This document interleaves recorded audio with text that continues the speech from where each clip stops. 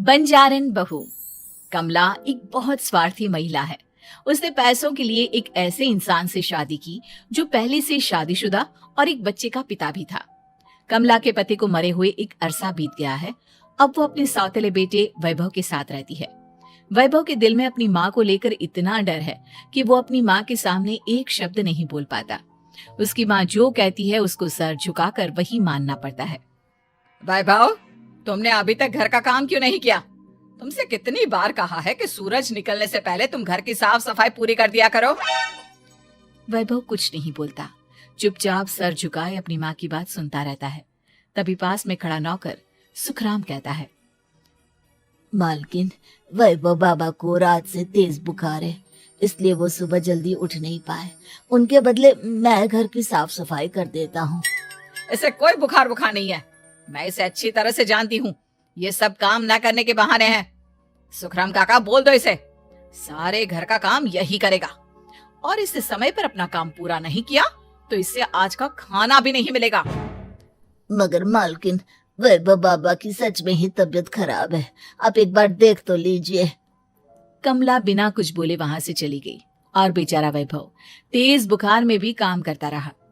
कमला वैभव की शादी एक ऐसी लड़की से कराना चाहती थी जो अनपढ़ हो और कमला से इसी तरह डरे जिस तरह वैभव डरता है, ताकि वैभव की सारी जायदाद और धन दौलत उसकी मुट्ठी में रहे।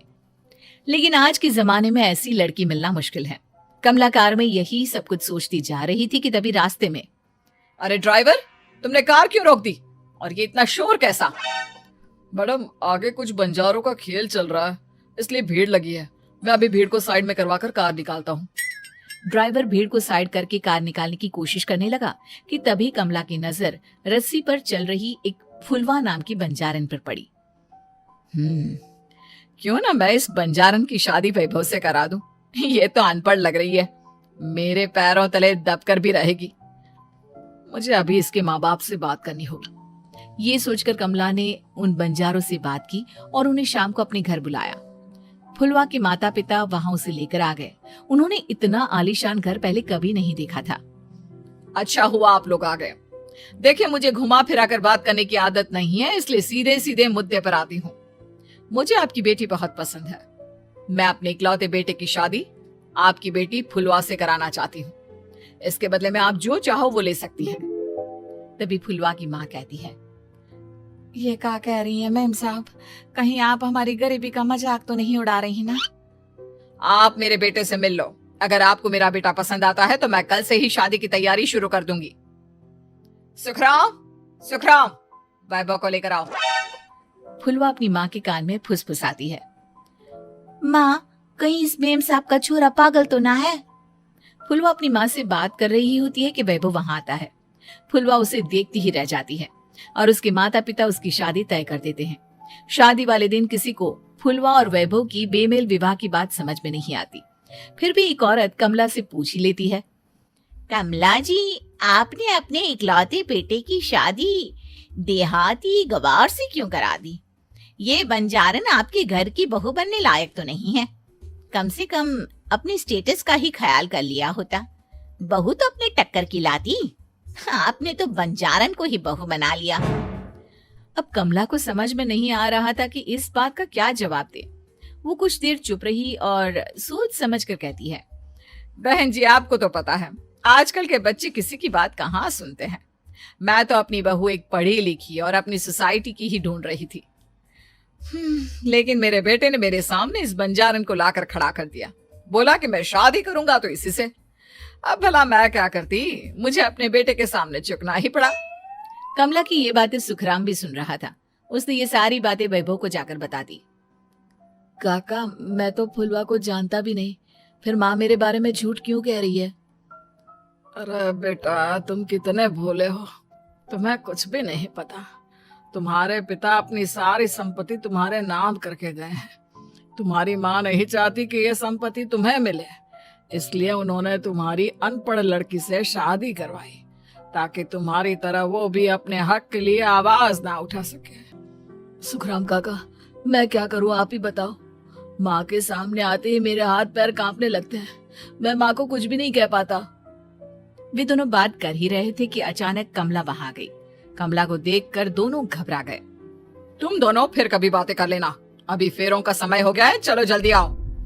इस तरह फुलवा और वैभव की शादी हो गई। अगले दिन कमला ने फुलवा को बुलाया और उसे नसीहत देने लगी। देख बंजारन, तुझे मैंने अपनी बहू बना तो लिया है, लेकिन तुझे इस घर में आँख कान मुंह बंद करके रहना होगा। घर का काम कर और अपने पति से मतलब रख, समझी? कमला का ऐसा रवैया फुलवा को बिल्कुल समझ में नहीं आया। उसने वैभव से इस बारे में बात की। सुनिए ना, माँ जी ने जिस तरह मुझसे बात की मुझे अच्छा नहीं लगा। शादी से पहले तो वो मुझसे बहुत अच्छे से बात कर रही थी, लेकिन शादी के बाद उन्हें क्या हो गया? तुम ज्यादा मत सोचो, जैसा माँ कहती है वैसा ही करो। ये कहकर वैभव वहां से चला गया। अगले दिन वैभव को घर के नौकरों की तरह काम करता देख फुलवा को बहुत हैरानी हुई। फुलवा ने इस बारे में सुखराम काका से बात की तो सुखराम काका ने फुलवा को सारी बात बता दी। अब फुलवा को समझ में आ गया कि उसकी सास ने एक बंजारन को बहू क्यों बनाया। एक दिन वैभव घर का काम कर रहा था, तभी उससे कांच की प्लेट टूट गई। किसने गिराई ये कांच की प्लेट? वैभव को वहां खड़ा देख कमला ने छड़ी से उसे मारना शुरू कर दिया।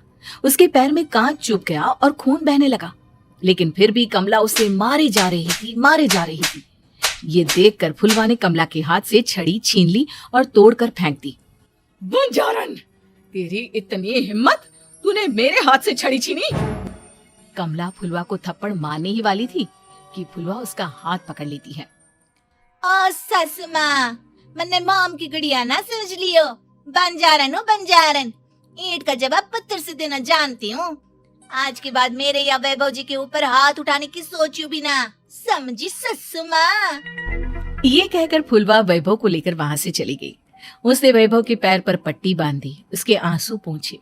वैभव ने पहली बार किसी के दिल में अपने लिए इतना प्यार महसूस किया। अब फुलवा वैभव का हर काम में हाथ बटाती, उसका बहुत ख्याल रखती। इस तरह दोनों बहुत ज्यादा नजदीक आ गए। वहीं दूसरी ओर कमला सारी जायदाद अपने नाम करने की साजिश करने लगी। और एक दिन, वैभव, वैभव, जल्दी बाहर आओ। कमला की आवाज सुनकर वैभव और फुलवा अपने कमरे से बाहर आ गए। जी माँ, आपने बुलाया? ये ले, इन कागजों पर साइन कर दे। वैभव कागजों पर साइन करने ही वाला था कि फुलवा वैभव के हाथ से पेन छीनकर कहती है, ना वैभव जी, आप इस पर हस्ताक्षर नहीं करेंगे। आओ बंजारन, मैं तुझसे बात नहीं कर रही। ये बात मेरे और मेरे बेटे के बीच की है। चुपचाप पेन दे दे, नहीं तो तेरी खाल उधेड़ लूंगी। सासू माँ, बंजारन की खाल इतनी भी ढीली ना होवे कि कोई भी उधेड़ लेवे। जो यकीन ना आता हो तो देख ले उतार के। और हाँ, बंजारन जरूर हूँ, पर अनपढ़ ना हूँ। मन ने भी पता है कि किसी भी कागज पर साइन करने से पहले उसे अच्छी तरह पढ़ लेवे हैं। पेन देती है या नहीं? ये कहकर कमला फुलवा को मारने आई तो फुलवा ने कमला को धक्का दे दिया और वो नीचे गिर गई। कमला डरकर वहां से भाग गई। अब फुलवा ने वो कागज उठाए और वैभव के साथ सीधा वकील के पास चली गई।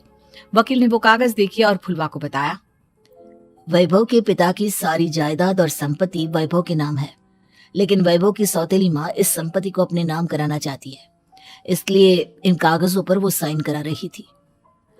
तो अब हमें क्या करना चाहिए वकील साहब? वकील ने फुलवा और वैभव को सब कुछ अच्छी तरह से समझा दिया। अब दोनों घर पर पुलिस को लेकर पहुंचे। कमला पुलिस को देखकर घबरा गई। पुलिस ने कहा, आपके नाम की कंप्लेंट हुई है, आपको हमारे साथ थाने चलना होगा। कंप्लेंट? कैसे कंप्लेंट? आप अपने सौतेले बेटे पर बहुत अत्याचार करती हो, धोखे से सारी जायदाद अपने नाम करा रही। अब नहीं इंस्पेक्टर साहब, जरूर ये मेरी बहू की कोई साजिश है, इसने गलत कंप्लेंट की है। मैडम, शिकायत आपकी बहू ने नहीं बल्कि आपके बेटे वैभव ने की है। कमला वैभव का नाम सुनकर दंग रह गई। जिस बेटे ने कभी उसके सामने सर नहीं उठाया था, आज वही बेटा उसके सामने पुलिस को ले आया है। वैभव, तुम्हारी इतनी हिम्मत कि तुम पुलिस को ले आए? हाँ माँ, मैं लाया हूँ पुलिस को, और मेरे अंदर इतनी हिम्मत कभी ना आती अगर फुलवा मेरा साथ ना देती। आपने बंजारन बहू को लाकर अपने ही पैर पर कुल्हाड़ी मारी है माँ। मैडम, आपकी बात खत्म हो गई हो तो चलो हमारे साथ। वैभव मुझे माफ कर दो, मुझे थाने मत भेजो। आज के बाद मैं तुम्हें कभी नहीं मारूंगी, तुम्हें कभी परेशान नहीं करूंगी, मुझे माफ कर दो। वैभव अपनी कंप्लेंट वापस ले लेता है और पुलिस वहां से चली जाती है। वैभव अपनी सौतेली माँ से कहता है, मैंने पुलिस को वापस तो भेज दिया है, लेकिन मैं आपको माफ नहीं कर सकता।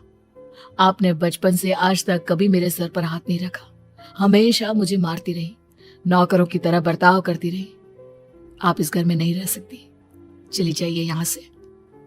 कमला घर छोड़कर चली गई और सड़क किनारे खड़ी होकर सोचने लगी, काश मैंने वैभव को माँ की तरह प्यार किया होता तो आज मैं इस तरह से बेसहारा ना हो जाती।